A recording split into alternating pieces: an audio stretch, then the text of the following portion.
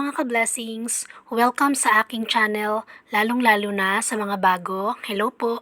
So, sa video ko ngayon mga ka-blessings ay isi-share ko lang sa inyo yung ilan sa mga pictures na nakunan ko nung ako ay nasa eroplano at nung papaalis pa lang ako. So, itong mga pictures na ito ay sa NAIA Terminal 3 kung hindi ako nagkakamali.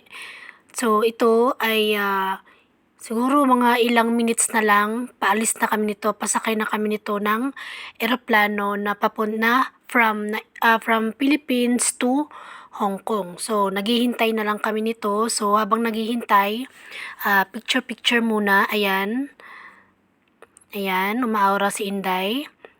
Ito naman, sa ibang side naman to, nung umaga pa to, nung mga time na to. Ito kasi tanghali na to eh. Ayan.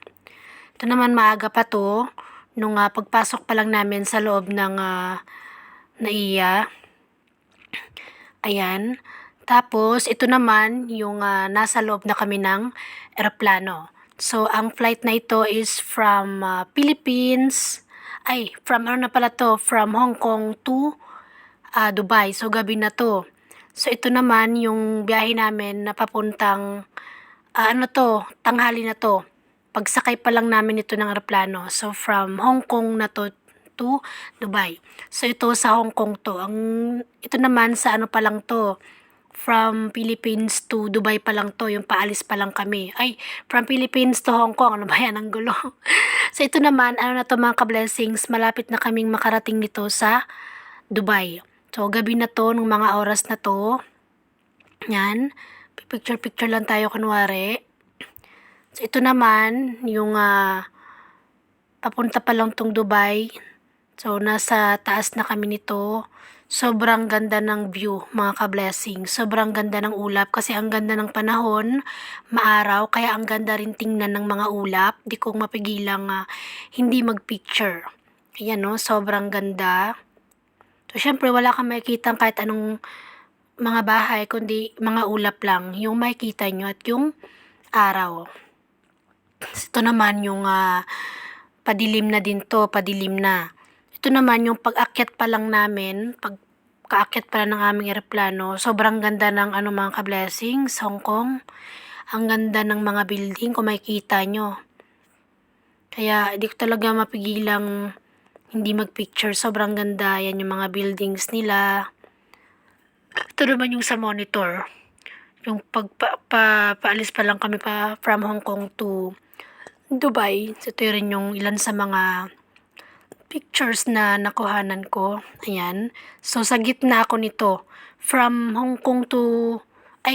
from ito. Itong sa gitna ako, from Philippines to Hong Kong ito. Tapos nung from Hong Kong to Dubai na, andun na ako sa window seat. Yung napasakin. Yan.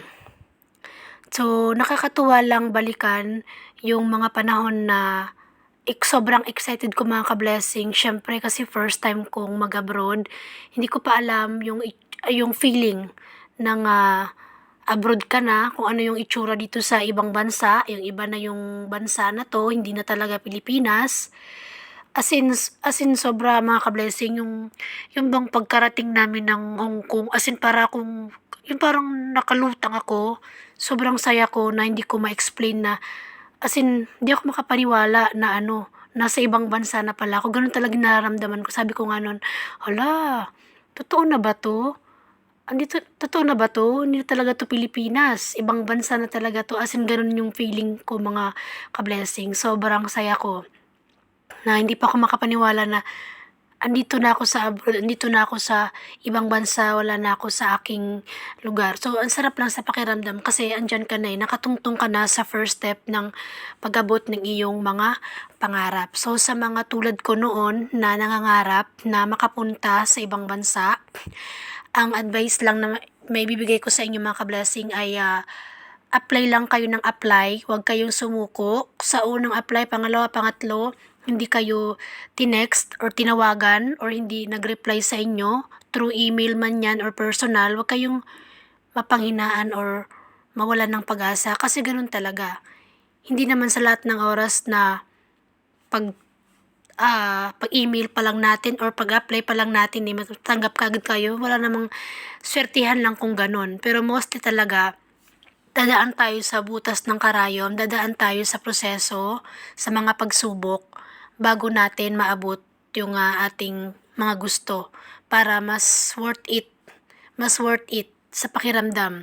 Kasi nagpagod tayo naglaan tayo ng sakripisyo bago natin ito makuha. So, ganun din yung ginawa ko mga ka-blessings. Ang dami ko ring in-applyan through email, marami din. Ilan-ilan lang yung nag-reply. Mostly hindi nagre-reply.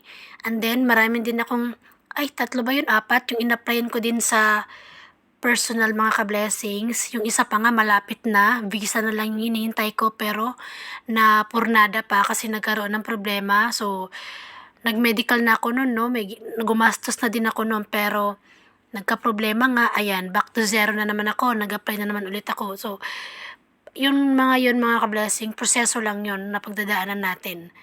Darating din yung time na ibibigay ni Lord yung trabaho na para sa atin at kung saang lugar tayo niya ipupunta. Tulad ko, dati sa Japan talaga yung gusto ko. Japan talaga yung ina-applyan ko. Pero dito ako sa Dubai or sa UAE ni Lord nilagay.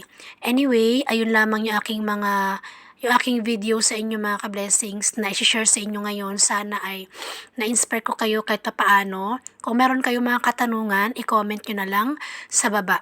At pa-favor na lang po ako mga ka-blessings sa hindi pa po nakapag-subscribe na pa-favor na lang po ako na sana po ay huwag niyong kalimutang i-like ang video na ito, mag-subscribe sa aking YouTube channel at pakiclick na lang din po ng bell sa gilid para kapag meron akong bagong upload na mga informative videos ay ma-update at ma-notify kayo.